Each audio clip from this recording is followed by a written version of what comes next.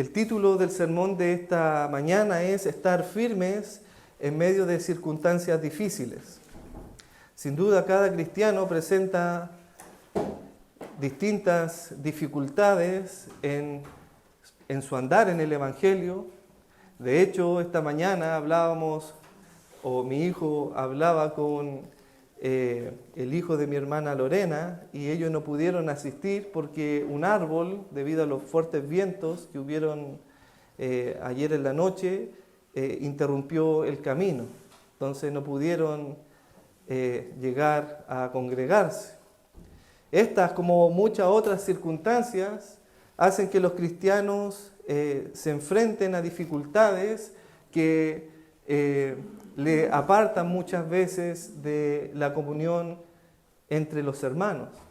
Pero sin duda la dificultad mayor que podemos ver en la Escritura es la que presentaba el apóstol Pablo, que no lo había apartado un árbol de la comunidad de los santos, sino las cadenas en una celda romana.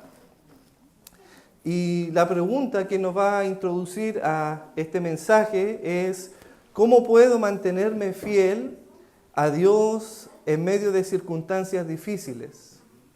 ¿Cómo puedo serle fiel al Señor en medio de circunstancias difíciles? ¿Cómo puedo estar firme en medio de circunstancias difíciles? ¿Y qué debo hacer en medio de circunstancias difíciles? En este hermoso pasaje, Pablo nos presenta y nos da a entender cómo obra la soberanía de Dios. Vemos en estos 3 versículos el esplendor de la soberanía de Dios en la vida de los cristianos. Entendemos en estos pasajes cómo Dios obra de manera soberana a pesar de las circunstancias difíciles que el cristiano pueda enfrentar. Y vemos aquí en estos versículos que las circunstancias difíciles no detienen el progreso del Evangelio. Ese va a ser el punto 1 de nuestro mensaje. Las circunstancias difíciles no detienen el progreso del Evangelio. Las circunstancias difíciles las circunstancias difíciles conducen a otros hacia el Evangelio. Ese es el punto número 2. Y el punto número 3 es: las circunstancias difíciles animan a otros a proclamar el Evangelio. Y el apóstol Pablo advierte a Timoteo que en los postreros tiempos, quizás en estos mismos días, habrán algunos que apostatarán de la fe. Abandonarán el Evangelio debido a las dificultades o las circunstancias en que se encuentran en su vida y desertarán de la comunión entre los hermanos. Y cuando uno estudia esta palabra apostasía, esta palabra está compuesta por 2 partes. Apo es que es fuera de, y estasía es colocarse. Entonces lo que significa la apostasía literalmente es estar fuera de, abandonar, volverse atrás. Y eso es lo que le ocurre a la vida de muchos cristianos que vuelven atrás y apóstatan de la fe por las circunstancias de la vida, por el temor de lo que le pueda hacer el mundo, por el temor de lo que le pueda hacer un hombre, por las consecuencias de proclamar la verdad. Y esa fue la lucha que vivió durante toda la historia la iglesia. Fue perseguida por obedecer a su Señor. Sin duda, una de las mayores tristezas que pueda experimentar un cristiano es abandonar a su Señor. Abandonar a Dios es el acto más amargo que un hombre pueda experimentar. Muchos discípulos del Señor Jesucristo le abandonaron al oír el mensaje de la cruz. Era tan fuerte el mensaje de Cristo que muchos discípulos desertaron. entraron en la apostasía. No porque no creyeran que Él era el Hijo de Dios, porque señales suficientes hizo, pero al oír el verdadero mensaje, ese que confronta el pecado de los hombres, dijeron: dura es esta palabra, ¿quién la podrá oír? Y abandonaron al Señor. Y el Señor se vuelve a sus apóstoles y les dice: ¿acaso vosotros también queréis ir? Y Pedro le dice: Señor, ¿a quién iremos? Si solo tú tienes palabras de vida. Sin embargo, esa declaración de Pedro fue una declaración superficial, porque no muchos días después también él entra en apostasía. Y cuando fue tomado preso nuestro Señor, Pedro se alejó de él. Cuando vio que abofeteaban el rostro del Señor y vieron que le iban a matar, todos sus discípulos huyeron del lado del Señor. Y dice la palabra del Señor que Pedro desde lejos seguía al Señor, expectante quizás para saber qué es lo que iba a suceder, pero él ya en su corazón había abandonado al Señor. Y el Señor le dice que antes que el gallo cante, tú me negarás 3 veces. Pero Pedro ya había negado en su corazón a su Señor. Pedro le negó diciendo a esa mujer, cuando le dice: yo te conozco, yo sé que tú estabas con Jesús. Y Pedro le dice: mujer, no le conozco. Un poco después, viendo otros hombres, le dijeron: tú también eres uno de ellos. Y Pedro dijo: hombre, no lo soy, no soy como ellos. Entonces, vuelto el Señor Jesucristo, ¡wow! ¡Qué mirada! Traspasó el corazón de Pedro. Y Pedro se acordó de las palabras de su Señor, las que le había dicho: que antes que el gallo cante, me negarás 3 veces. Y Pedro dice, saliendo fuera, lloró amargamente. De manera que entendemos que abandonar al Señor, abandonar sus caminos, abandonar su evangelio, es sin duda la experiencia más amarga que un hombre pueda experimentar. Y ¿saben qué es lo triste de todo esto? Es que el mundo no abandona a sus ídolos, pero el pueblo abandona a su Señor. El mundo tiene ídolos que ellos mismos construyen de madera, le adoran, le veneran y no le abandonan. Pero el pueblo de Israel y su iglesia también, que conocen al Dios verdadero, no a un Dios de palo, le abandona por las circunstancias de la vida, por no tener salud, por no tener un buen pasar económico, porque Dios no le ha dado lo que tú le has pedido. Eres capaz de abandonar a tu Señor y entrar en el grupo de los de la apostasía, de los que conocieron una vez al Señor, de los que experimentaron el gozo de sentir ser hijos de Dios. Pero luego las circunstancias, las dificultades en tu vida te llevan a negar a tu Señor. Y de eso se trata este mensaje.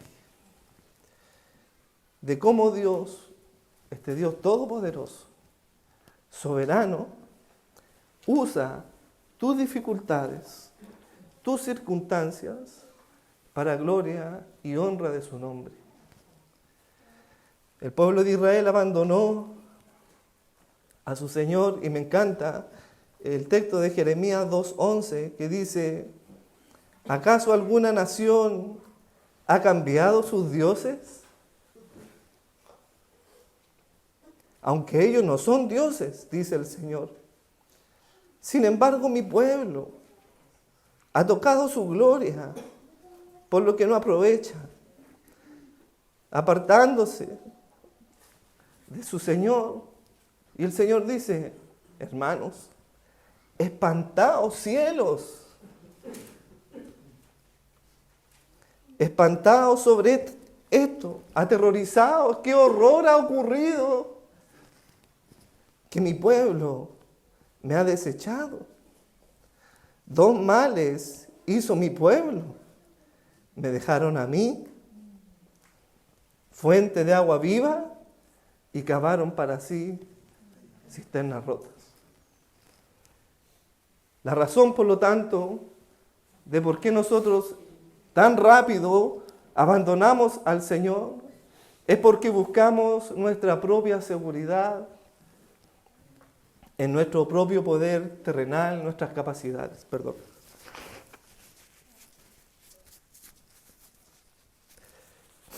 Y no le consideramos a Él, no consideramos al Señor. Y hoy día veremos, observe el versículo número 12, cómo las circunstancias difíciles no detienen el progreso del Evangelio. Versículo 12 dice: quiero que sepáis, hermanos, que las cosas que me han sucedido han redundado más bien para el progreso del Evangelio. Y Pablo aquí emplea esta frase muy común en las cartas griegas de la antigüedad: quiero que sepáis. De hecho, en otras cartas Pablo ocupa esta misma frase, pero en un término negativo, diciendo: hermanos míos, no quiero que ignoréis, pero aquí lo dice de manera positiva: quiero que sepáis, amados hermanos filipenses, que todas estas circunstancias que me han sucedido han redundado más bien para el progreso del Evangelio. Y fíjense que Pablo trata aquí a sus hermanos filipenses como hermanos. Aquí la palabra hermanos se traduce del término griego adelphos, que tiene una connotación tan hermosa que no es simplemente decir hermanos como quizás nosotros trivialmente nos decimos unos a otros, sino que tiene una connotación de decirle a estos hermanos filipenses: somos hermanos porque somos hijos del mismo Padre. En ese sentido, Pablo se refiere a los filipenses como hijos del mismo Padre, y por esa razón tenemos la condición de ser llamados hermanos. Y vemos que a pesar de la circunstancia en que Pablo se encontraba, todo lo que él estaba sucediendo, para él nada escapaba de la soberanía de Dios. El predicador podría estar preso, pero la palabra de Dios nadie la podría detener. Pablo quería hacerle saber a los filipenses que sus circunstancias en Roma no escapaban de la soberanía de Dios, como que si de alguna manera Dios a algo se le escapó de las manos, y por esa razón Pablo estaba preso en la cárcel de Roma, sino más bien Pablo estaba preso ahí porque era el propósito de Dios para llevar su evangelio donde Él quiera llevarlo. De hecho, la palabra del Señor nos enseña que todas las cosas, sean buenas o malas, que le ocurra al cristiano, nos ayudan a bien. Pablo lo dice a los romanos en el capítulo 8, en el versículo 28, dice: y sabemos a los que aman a Dios, todas las cosas le ayudan a bien. Esto es, a los que conforme a su propósito son llamados. De manera que los que han sido llamados con un propósito de Dios, cualquier cosa que le ocurra, le ayuda a bien. Pablo sabía perfectamente que él había sido llamado por Dios con un propósito.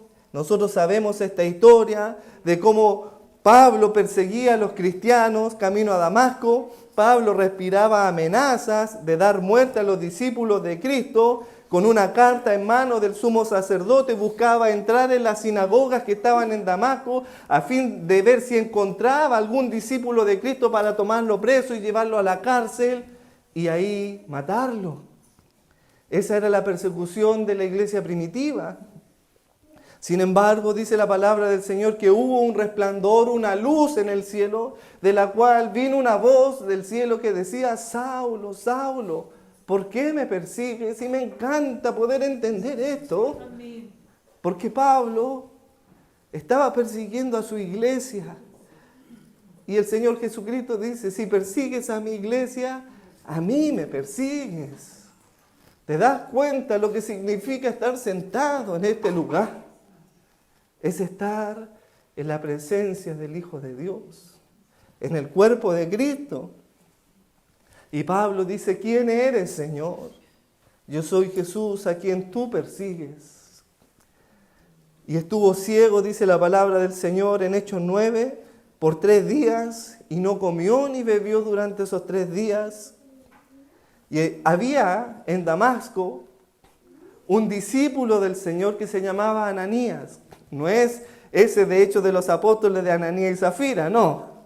Este era un verdadero discípulo del Señor que estaba en Damasco. Y ese discípulo tuvo una visión por parte del Señor, donde el Señor le decía: Ananías, levántate y ve a la calle que se llama La Derecha y busca en casa de un tal Judas a uno llamado Saulo de Tarso. Porque he aquí, él ora y ha visto en visión que un hombre llamado Ananías, que eres tú, que entra y le pondrá las manos encima para que recobre la vista. Esa era una visión y la voz del Señor para Ananías. Y cuando uno empieza a leer esta historia, es fascinante, hermanos. Es un relato fascinante. Y vemos que Ananías no entendía y cuestionaba la soberanía de Dios y no le cabía en su cabeza de cómo Dios podía llamar a un hombre llamado Saulo de Tarso al ministerio.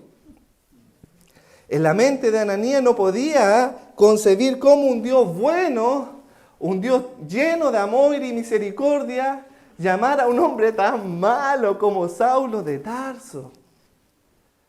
Sin duda nuestra mente también es limitada, pero la mente del Señor y los propósitos del Señor son eternos.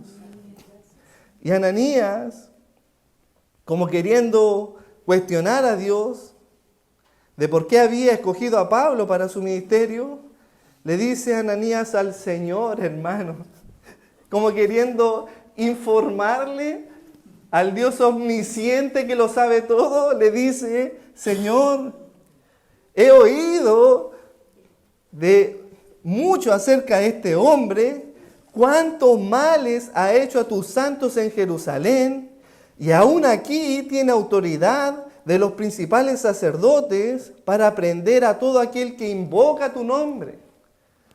Como queriendo decir: ¿no te das cuenta, Señor, a quién estás llamando? ¿No te das cuenta qué clase de hombre es ese?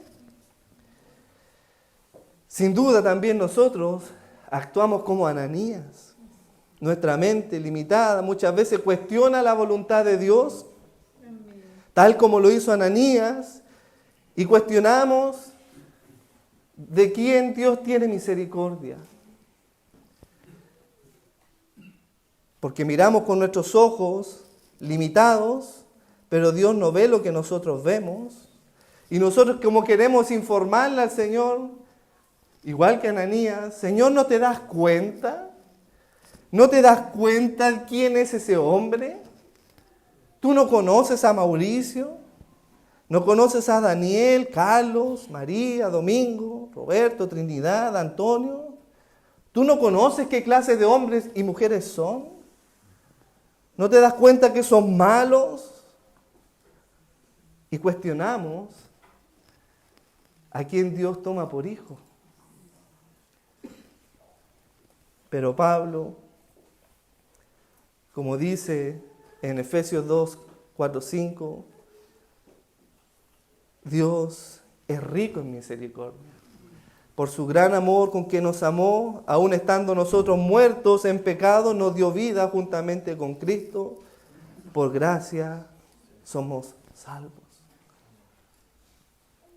Muchas veces tú, por las circunstancias que vas a experimentar en tu andar, también vas a cuestionar al Señor. Vas a cuestionar su omnisciencia, como diciéndole, Señor, ¿no te das cuenta de lo que me está pasando? O vas a cuestionar también su amor, Señor, parece que tú no me amas, porque si me amaras, no me tendrías en estas circunstancias. O quizás tú cuestionarías el llamado de Dios y le dirás, Señor, parece que yo no soy tu hijo, parece que te equivocaste conmigo, llamaste al equivocado, pero el Señor no es así, sino que el Señor a quien llama y toma por hijo, no cambia de parecer. Y el Señor le dio a entender a Ananías lo que iba a hacer con Pablo, con ese que Ananías pensaba que era tan malo, que ese hombre no merecía ser llamado hijo de Dios, ni ser llamado con ningún propósito, porque era muy malo. Sí, fue malo. Pero el Señor le dice a Ananías, ve Ananías, anda lo que te estoy diciendo, porque Pablo, este hombre, es instrumento escogido, hermano. El Señor lo tenía escogido desde antes de la fundación del mundo. Me es escogido con un propósito para que lleve mi nombre en presencia de los gentiles, de los reyes y de los hijos de Israel. Ese era el propósito del llamado de Pablo, de llevar el evangelio a los reyes, a estas personas connotadas. Y no solamente ese era el propósito, sino también el Señor agrega algo en Hechos 9:16, porque yo le mostraré a Pablo, cuánto le es necesario padecer por mi nombre. ¡Wow! Hermano.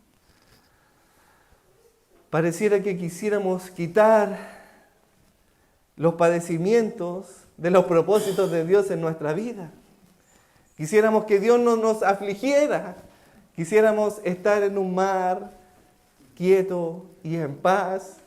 Y que nuestro peregrinar hacia la ciudad, a la santa ciudad, sea en estos barcos grandes, ¿cómo se llaman? Cruceros, ¿cierto? Vamos en un crucero navegando en paz hacia la Nueva Jerusalén. Pero hay un costo que pagar. Si andas en la verdad, el Señor te dice, no penséis que te amarán, porque te aborrecerán tal como lo hicieron a mí. De manera que Pablo le escribe a los filipenses y le escribe gozoso de saber que él está cumpliendo los propósitos del Señor, que está cumpliendo lo que dice su palabra, que iba a padecer a causa del nombre de Cristo. Por lo tanto, él sabe que está cumpliendo esos propósitos en su vida, llevando el mensaje del Evangelio donde el Señor quiere. Sin duda, Pablo leía su palabra, leyó el Salmo 32, versículo 8, donde dice, te haré entender el Señor y te enseñaré el camino en que debes andar. Sin duda, ese camino no es el que tú a veces deseas caminar, sino que es el camino por donde Dios te quiera llevar. Pero te da algo, te da una esperanza, y le dice el salmista, sobre ti fijaré mis ojos. ¡Qué seguridad, hermano! Sea cual sea la circunstancia donde nos toque caminar, tenemos esta esperanza bendita de que los ojos de Jehová están sobre sus hijos.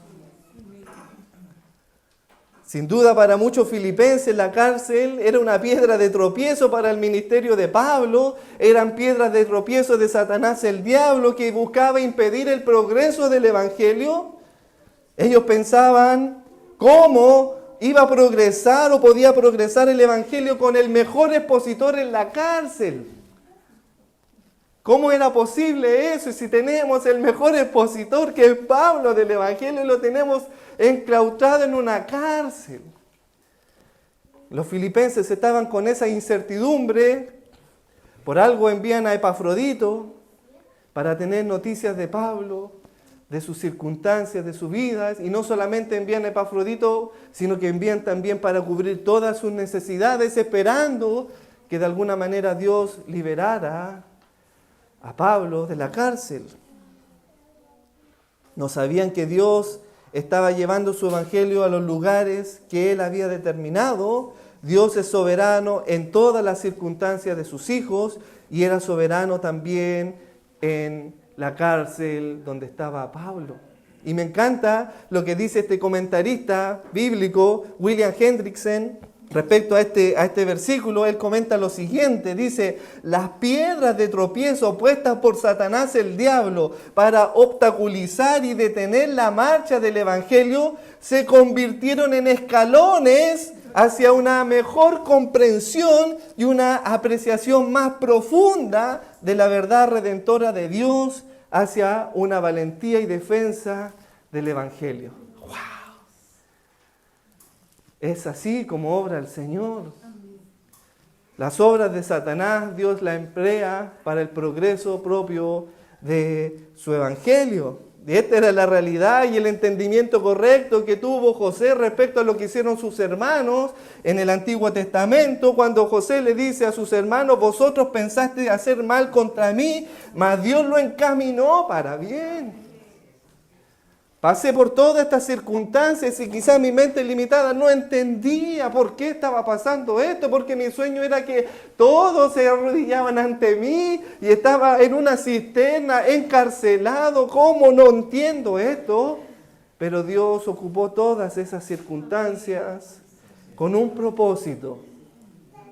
Las cosas malas Dios las transformó para bien, pero no solamente para bien en la vida de José, sino también con un propósito. Y el propósito era para mantener con vida a mi pueblo.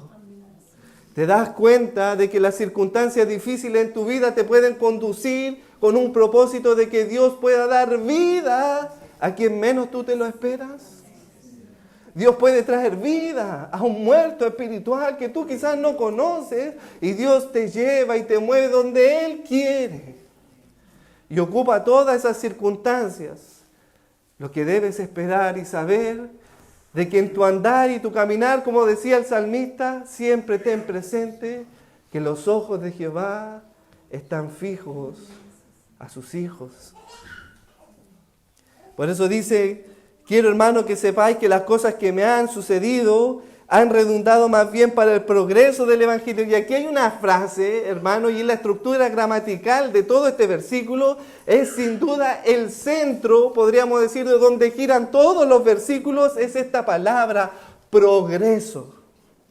Progreso es una palabra clave dentro de este texto, una palabra que une los tres versículos, y de hecho la palabra progreso, o de la palabra progreso, depende el versículo 13 y 14. Si quitáramos esta palabra progreso, el versículo 13 y 14 no tiene ningún sentido. Es el contrapeso de la circunstancia. Progreso viene de la palabra procope y tiene un sentido de avanzar.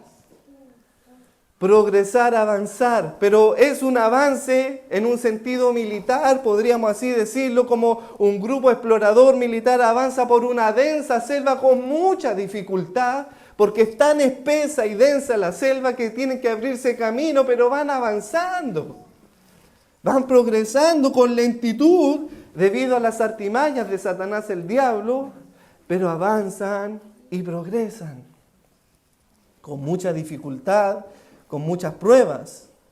Y sin lugar a duda, cuando uno encuentra esta palabra progreso, viene a la mente inmediatamente a este autor de una obra magistral, John Bunyan, ¿cierto?, que escribe el famoso libro El progreso del peregrino.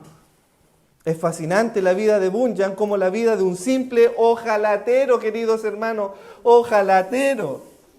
Dios usó esa vida de ese ojalatero para proclamar el Evangelio en Inglaterra. ¿Sabe que la predicación de John Bunyan era tan precisa que los líderes de la iglesia en Inglaterra en el siglo XVII le causaba tanta molestia que lo enviaron a la cárcel para silenciarlo? No querían escuchar a Bunyan, no querían escuchar sus predicaciones porque sus predicaciones eran poderosas a tal punto que reunía, cuando se decía que Bunyan iba a predicar, se llenaban más de 3.000 personas para oír el mensaje del Evangelio. El rey Carlos II le pregunta a John Owen, le dice: ¿por qué tú vas a escuchar a ese ojalatero de Brentford? ¿Qué tiene ese ojalatero que deseas escucharlo? ¿Y sabe lo que responde John Owen, que es el príncipe de los puritanos? Él responde así: Su Majestad, dice, si pudiera poseer toda la habilidad de ese ojalatero para la predicación del Evangelio, renunciaría a todo mi conocimiento con tal de tener el poder de su predicación.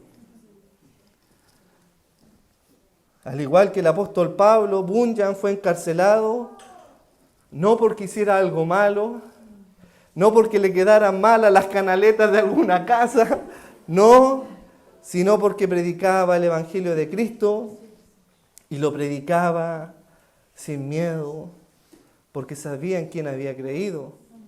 Y fue llevado a la cárcel y permaneció ahí durante 12 años, hermanos.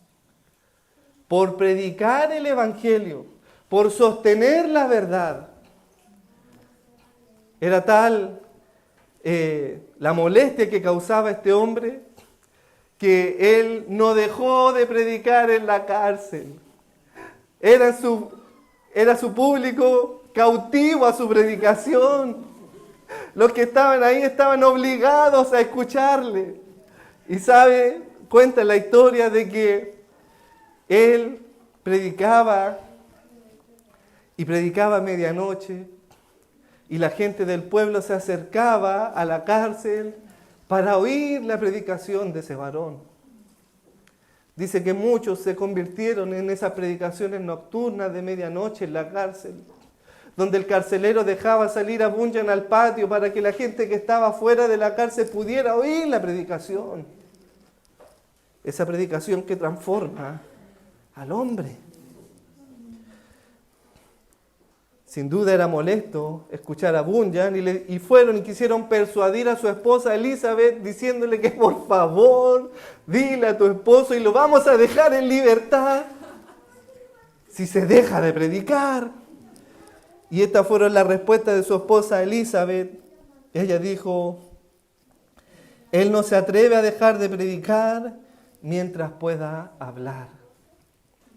Intentaron silenciarlo, poniéndolo en lo más profundo del calabozo, a fin de que nadie pudiera oír sus predicaciones, y permaneció ahí durante 12 años, y en ese frío calabozo, él escribe su obra magistral, El progreso del peregrino.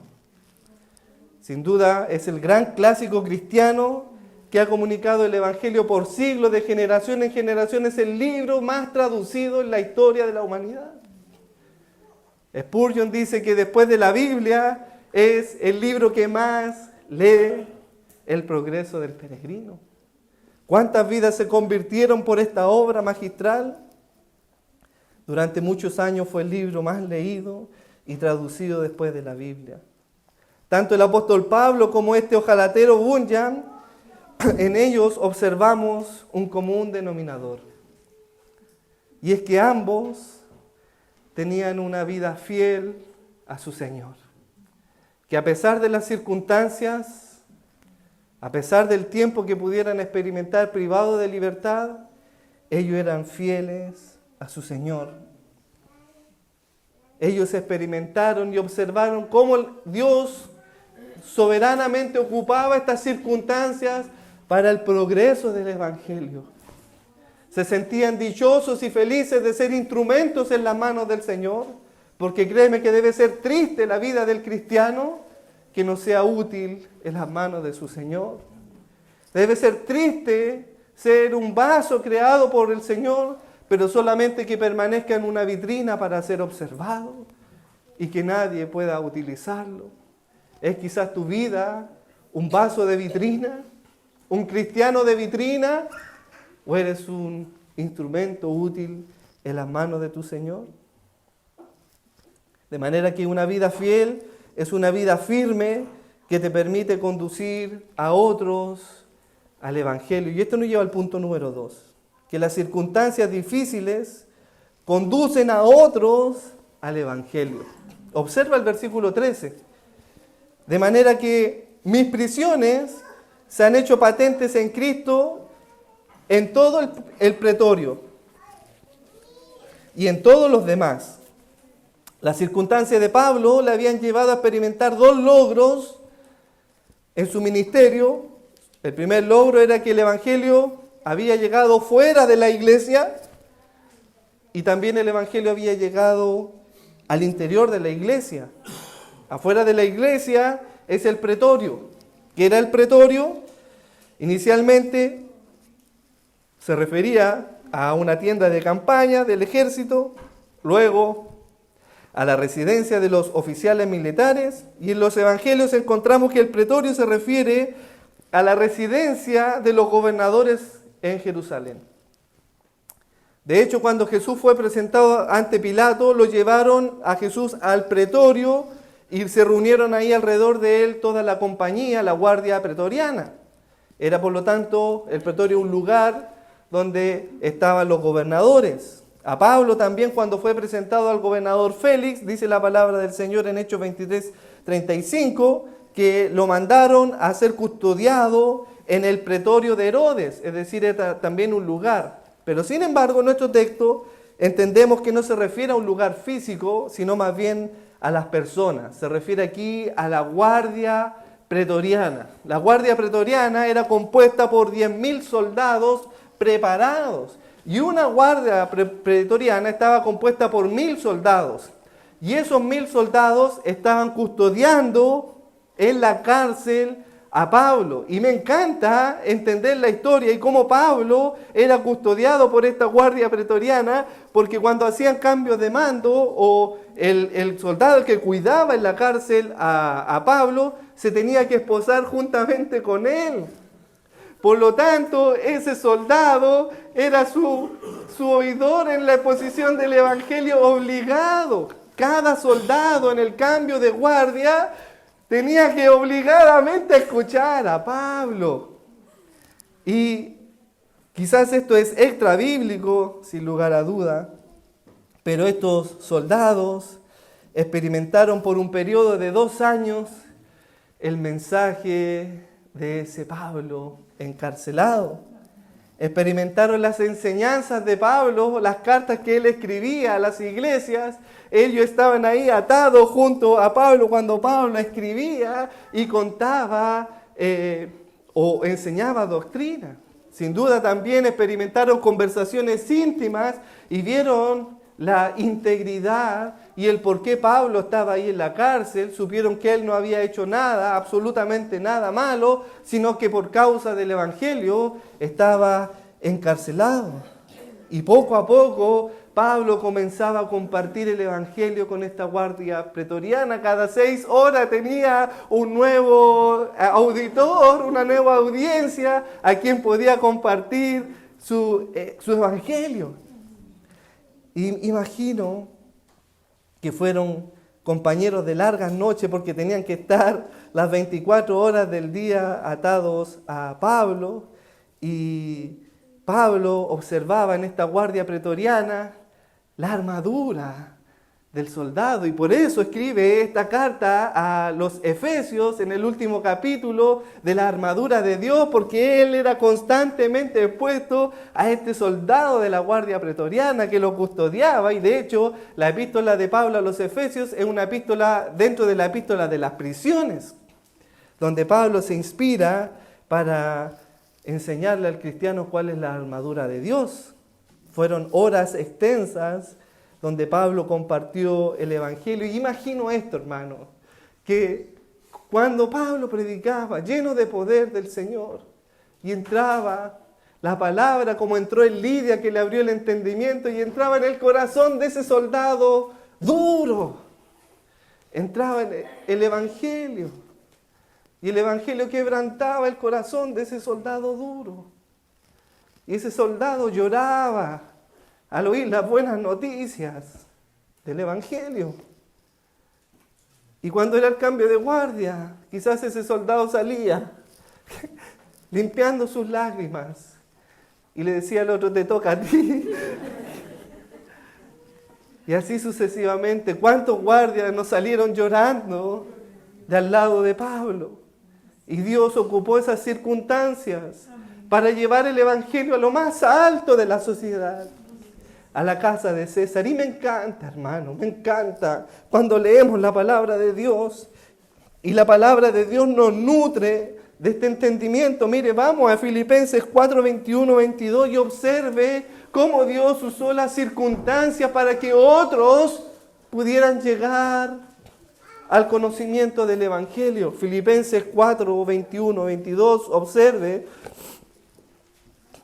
Es el saludo final de despedida de Pablo a sus hermanos filipenses y dice, saluda a todos los santos en Cristo Jesús, a los que están allá en Filipo. Los hermanos que están conmigo os saludan, todos los santos os saludan a los que están en Filipo y especialmente los de la casa de... ¿Se dieron cuenta? El Evangelio llegó a la cúspide, a la casa de César. Los soldados no dudaron en pregonar el Evangelio a la élite de la sociedad, porque fueron convencidos por el Espíritu Santo de que el Evangelio era verdadero. ¿Y sabe por qué fueron convencidos? Porque la vida de Pablo era coherente al Evangelio que predicaba. Vieron en él su humildad, vieron en él su amor, vieron en él su integridad, vieron en él cómo deseaba cuidar de sus ovejas y estaba preso.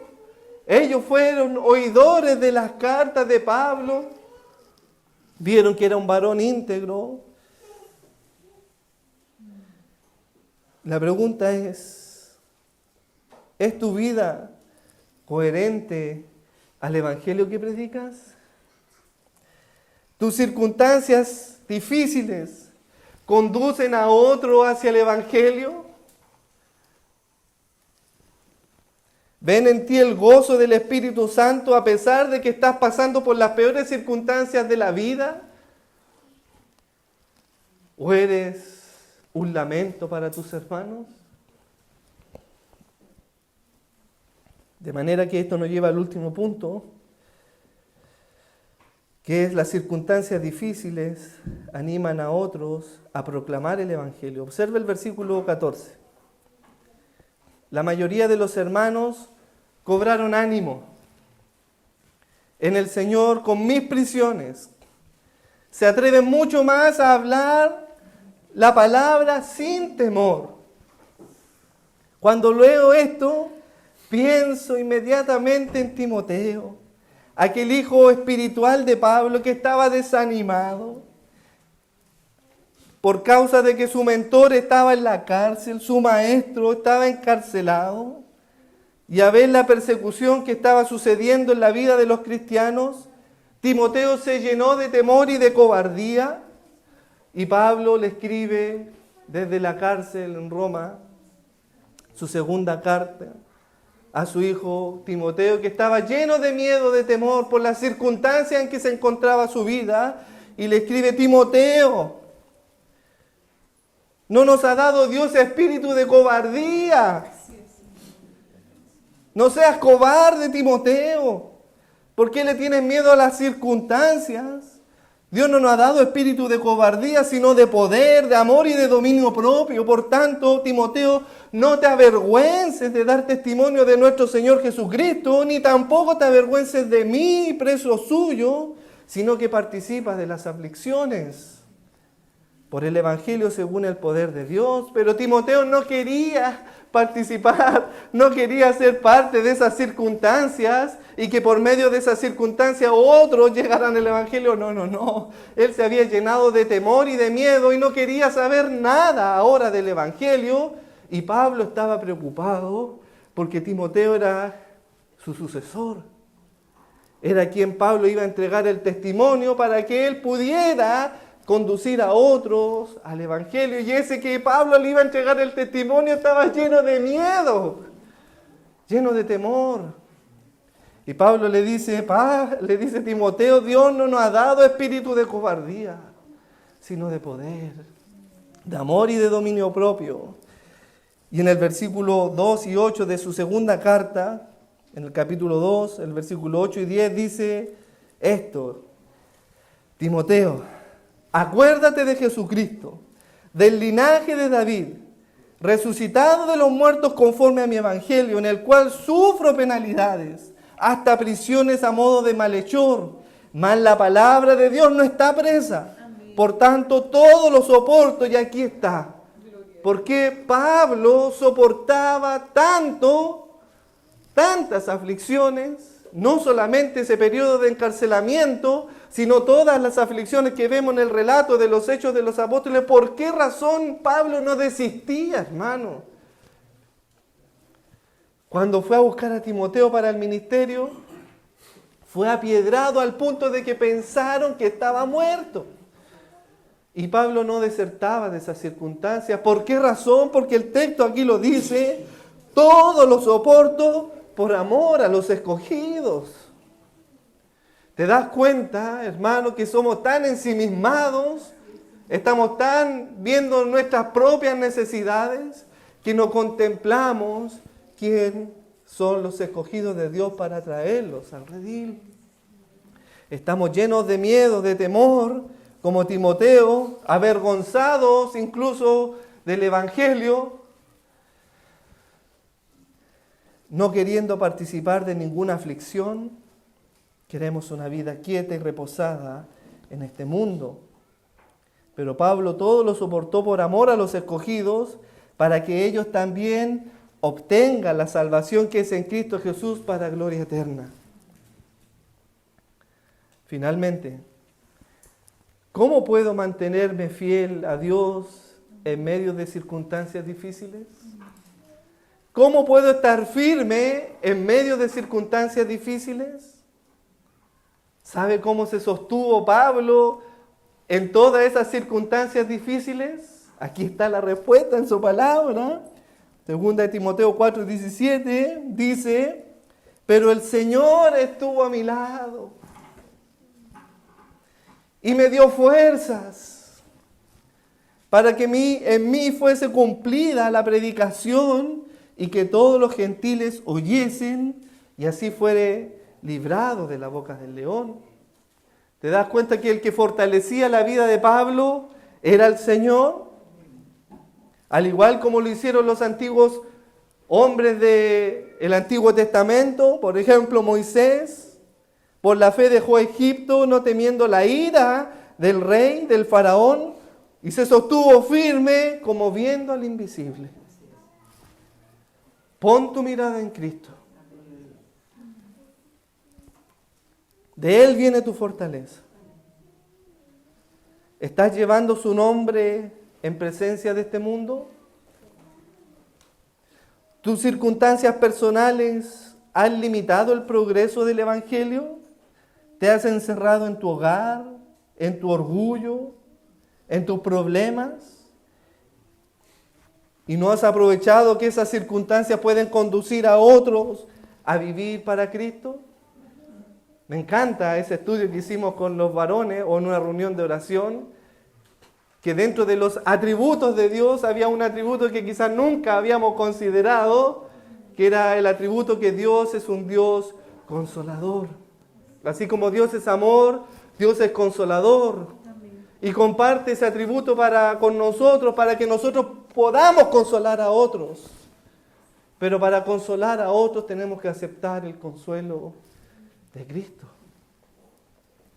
¿Cuál es tu reacción cuando estás en medio de circunstancias difíciles, puedes experimentar gozo y alegría y decir, gracias Señor, me regocijo en ti, a pesar de las circunstancias, porque yo sé que todo esto tiene un propósito, ya sea para santificarme a mí y sacar todo el pecado que me asedia, o para el progreso de tu evangelio.